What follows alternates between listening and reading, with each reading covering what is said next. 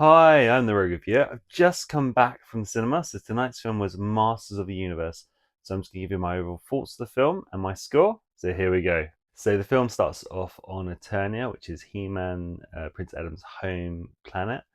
He's living as a child in Castle Grayskull.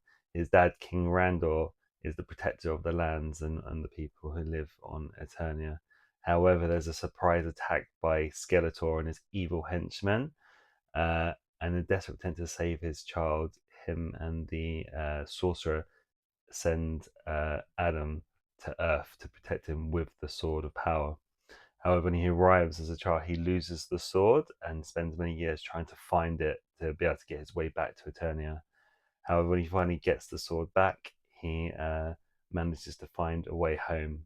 However, when he arrives back to Eternia, everything has changed, and Skeletor basically rules the land and the people. Prince Adam has to embrace the power of the sword and believe in his own destiny to be able to rise up against Skeletor. I have to say, I really enjoyed this film. I wasn't sure what to expect. I'm a huge fan of the 80s cartoon He-Man. They get everything right from the acting, the cast. Nicholas Galitzine as He-Man is perfectly cast as Adam as well as He-Man. He fits both roles perfectly, and I have to say as well, Jared Leto. I've been a bit of a critic of his in the past, but he is fantastic as Skeletor.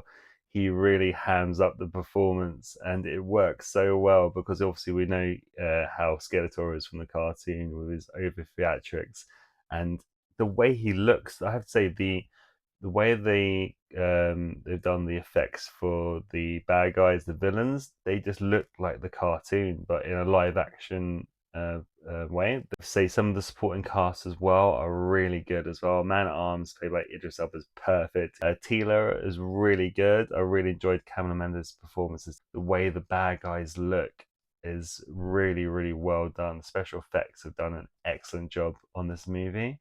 Some of the Beastman and some of the Eternia's guards like Fisto and Ram Man as well are so great. It just reminded me of when I was a kid watching it as a cartoon. On to my score. So I'm going to give this a really positive 8.8 out of 10. This has been one of the most fun films I think I've seen in 2026. It's action packed. It's a really great sci-fi fantasy adventure story. They've done a really good paying homage to the source material of paying homage to the 80s cartoon.